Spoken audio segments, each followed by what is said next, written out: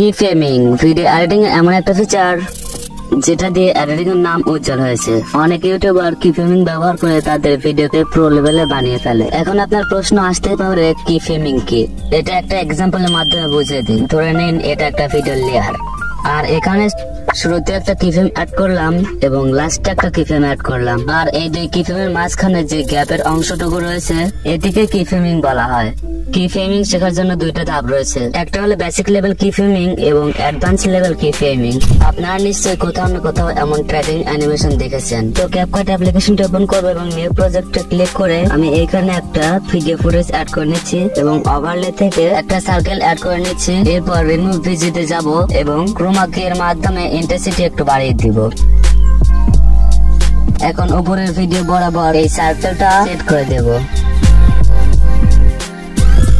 এরপর এই সার্কেলটাকে একটু ছোট করে মানুষের মাথার সঙ্গে সেট করে দেব এবং ফার্স্ট একটা কিফ্রেম অ্যাড করব। এরপর ওই মানুষের হাঁটা অনুযায়ী আস্তে আস্তে কিফ্রেম বাড়াতে থাকবো এবং কিফ্রেম আস্তে আস্তে মানুষের মাথা অনুযায়ী অ্যাড করতে থাকবো।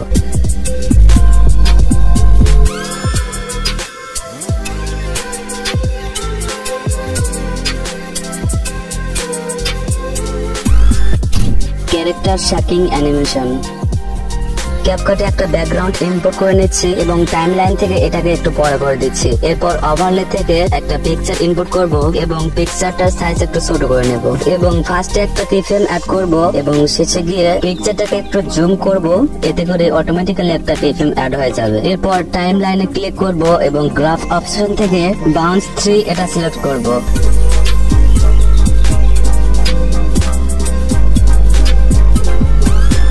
Bundle animation. এই অ্যানিমেশনটা তৈরি করার জন্য প্রথমে ওভারলেতে একটা পিকচার অ্যাড করতে হবে এবং টাইমলাইনে একটা ব্যাকগ্রাউন্ড ইনপুট করব। এরপর ওভারলেতে ক্লিক করে এটার সাইজ ছোট করে নেব। এরপর প্রথমে একটা কিফ্রেম অ্যাড করব এবং তার একটু দূরেই আরেকটা কিফ্রেম অ্যাড করব। এরপর গ্রাফ অপশন থেকে ইজি আউট এইটা সিলেক্ট করব। এরপর এই ওভারলেতে ক্লিক করে এইটা ডুপ্লিকেট করে নেব।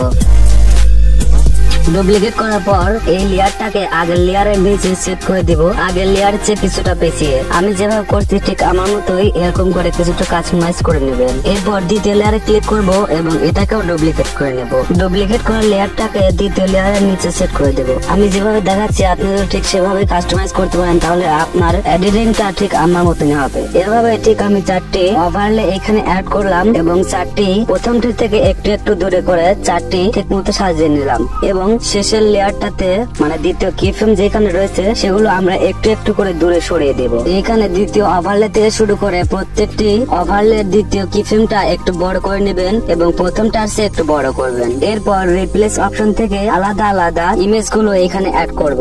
রিপ্লেস অপশনে ক্লিক করে অন্য ইমেজ এখানে ইনপুট করতে হবে।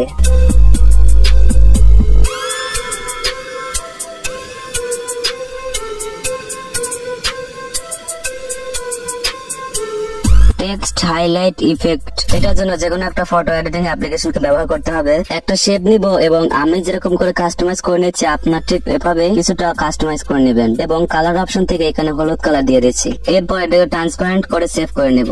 এখন ক্যাপকাটে একটা ব্যাকগ্রাউন্ড ইনপুট করছি এবং ওভারলে থেকে এখানে একটা পিকচার ইনপুট করব। এরপর ট্রান্সফর্ম থেকে এখানে এটা একটু কেটে নেব। পজিশন মতো কাটার পর উপর থেকে টিক চিহ্নতে ক্লিক করব এবং এটাকে একটু বাঁকা করে নেব এবং প্রথমে একটা কিফ্রেম অ্যাড করব এবং কিছু দূর এগিয়ে গিয়ে আরেকটা কিফ্রেম অ্যাড করব এবং প্রথম কিফ্রেমে চলে আসার পর এটার নিচে সেট করে দেব। এরপর ওভারলের টাইমলাইন একটু বড় করে দেব। এরপর আরেকটা কিফ্রেম অ্যাড করব এবং একটু দূরে গিয়ে ওভারলের এই স্ক্রিনশটটাকে একটু বড় করে দেব। দেন কিছুটা এমন রেজাল্ট পাবেন। এরপর ওভারলে থেকে ওই শেপটা এখানে ইনপুট করব এবং আমরা যে লেখাটাকে হাইলাইট করতে চাচ্ছি সেই লেখাটার উপর সেট করে দেব। এমন ভাবে সেট করব যাতে করে এই লেখাটা সম্পূর্ণ হাইট হয়ে যায়। এটাকে পজিশন মতো সেট করার পর মার্কস অপশনে আসব এবং এখান থেকে হরিজন্টাল এটা সিলেক্ট করব। হরিজন্টাল সিলেক্ট করার পর এইটার উপর দুইবার ট্যাপ করবেন এবং উপরের অ্যাক্সিসটা অনেকটাই ঘুরিয়ে দিবেন, এতে করে এটা সরাসরি লম্বালম্বি হয়ে যাবে এবং এটাকে পিছনে সেট করে দিবেন এবং ফার্স্টে একটা কিফ্রেম অ্যাড করবেন এবং সামনে কিছু দূর এগিয়ে আরেকটা কিফ্রেম অ্যাড করবেন। এরপর অ্যাক্সিস কমিয়ে দিয়ে একদম শেষ পর্যন্ত দিয়ে দিবেন।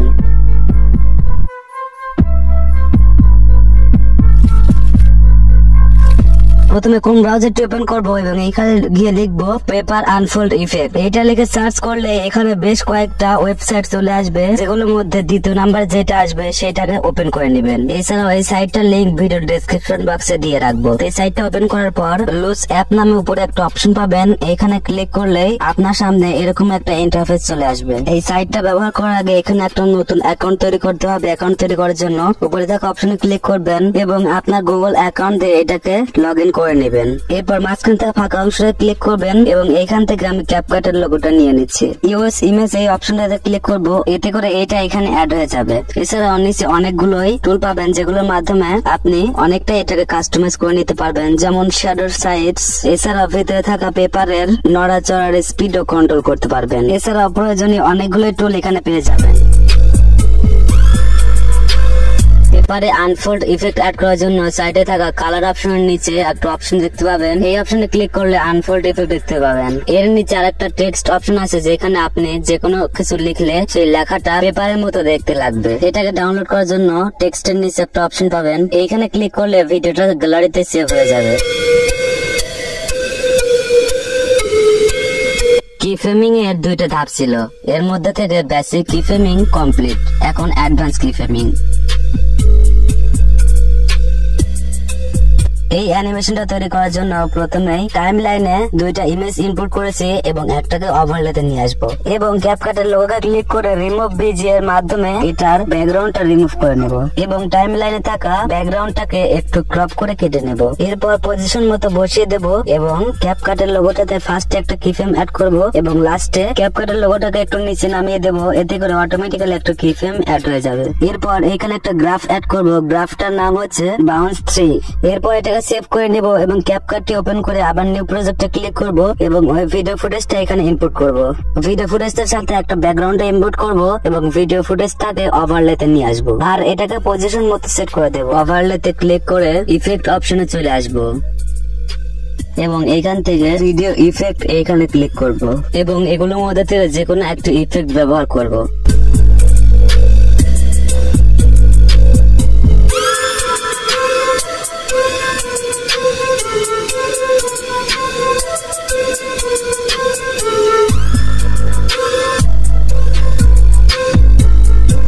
এই অ্যানিমেশনটা তৈরি করার জন্য প্রথমে একটা ব্যাকগ্রাউন্ড এখানে ইনপুট করেছি এবং ওভারলেতে একটা ভিডিও ফুটেজ অ্যাড করেছি। টাইম লাইনের সঙ্গে ভিডিও ফুটেজকে একটু অ্যাডজাস্ট করে নেব এবং ভিডিও ফুটেজে ক্লিক করব এবং এখান থেকে মার্কসে চলে আসবো। মার্কসের মধ্যে থেকে সার্কেল এটি সিলেক্ট করব এবং এটাকে টেনে ফুল স্ক্রিন করে দেব এবং ফার্স্ট একটা কিফ্রেম অ্যাড করব এবং কিছু দূর এগিয়ে গিয়ে এটাকে ছোট করে দেব। ছোট করার জন্য ওয়াই এক্সেস এটাকে ব্যবহার করতে পারবো।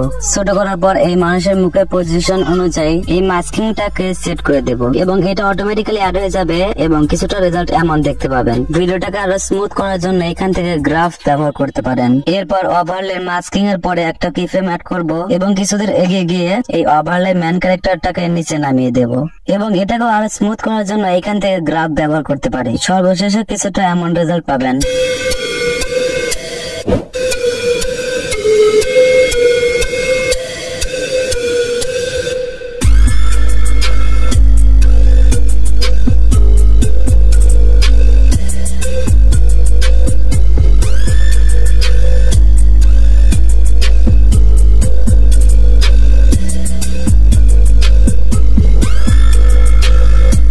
এই অ্যানিমেশনটা তৈরি করার জন্য আমি ক্যাপকাটে একটা ব্যাকগ্রাউন্ড ইনপুট করেছি এবং ওভারলে থেকে একটা ভিডিও ফুটেজ অ্যাড করব। এরপর ভিডিওটাকে টেনে ফুল স্ক্রিন করে দেব। এরপর পিক্সেল ল্যাব এই অ্যাপ্লিকেশনটি ওপেন করব এবং ইউটিউব থাম্বনেল সিলেক্ট করব। এরপর উপরে থাকা প্লাস আইকনে ক্লিক করব এবং ফ্রম গ্যালারি এটা সিলেক্ট করব এবং এখান থেকে আমরা এই ভিডিও ফুটেজের একটা স্ক্রিনশট নিয়েছি এবং সেটাকে একটু ক্রপ করে কেটে নেব। কাটা হয়ে গেলে এটাকে ফুল স্ক্রিন করে দেব এবং এটাকে লক করে দেব। এরপর প্লাস আইকনে ক্লিক করে টেক্সট অপশন থেকে এখানে একটা টেক্সট অ্যাড করব। এখানে আমি লিখে দিচ্ছি মাস্কিং। এরপর লেখাটাকে একটু বড় করে দেব এবং কালার অপশন থেকে এটা কালার সাদা রেখে দেব।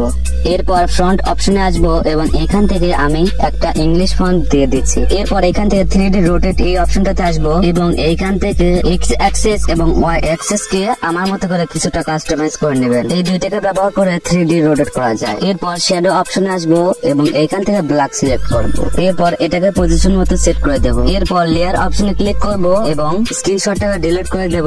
এরপর লেখাটাকে ট্রান্সপারেন্ট করে এখান থেকে সেভ করে নেব। এরপর ওভারলে থেকে ওই পিকচার ল্যাব দিয়ে তৈরি করা লেখাটাকে এখানে ইনপুট করব। এরপর এটাকে টেনে বড় করে দেব এবং ম্যান ক্যারেক্টার পিছে সেট করে দেব পজিশন মতো। এরপর মাঝখানে চলে আসবো এবং হরিজন্টাল এটা সিলেক্ট করব। এরপর এটাকে 90 ডিগ্রি রোটেট করে একদম প্রথমে নিয়ে আসবো। এরপর কিফ্রেমের সঙ্গে মাস্কিং এর লেয়ারটাকে আস্তে আস্তে বড় করতে থাকবো এবং শেষ পর্যন্ত দিয়ে দেবো।